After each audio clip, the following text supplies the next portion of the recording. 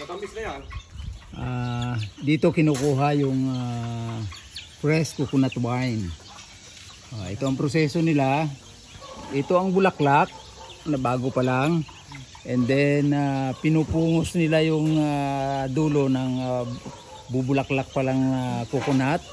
At makikita nyo, ayan, tumutulo dyan. Ayan, nagtutubig. Kumakatas. Ayan. Puputulan nila yan tuwing umaga o di kaya hapon. Then lalagyan nila ng sahod. Ganito. Ayan. Ayan. At ito na yung coconut, fresh coconut wine. Ayan.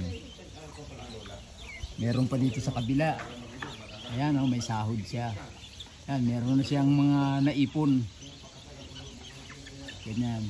Ito ay nag-uumpisa pa lang ito. Pag ito'y dumami na yung kanyang katas na tumutulo, lalagyan na siya ng sahod.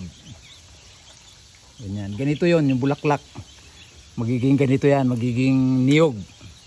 Kapag hindi mo nila kinuhaan ng wine, magiging ganito siya.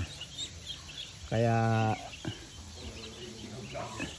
ito yung proseso. Ayan yung mga pinagputulan niya. Ayan. Napakasarap nito.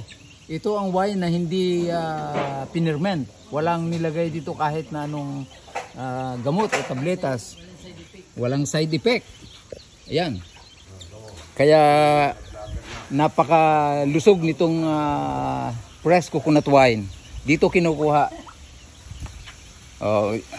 Ito yung inyong kaibigan sa magandang buhay. Okay.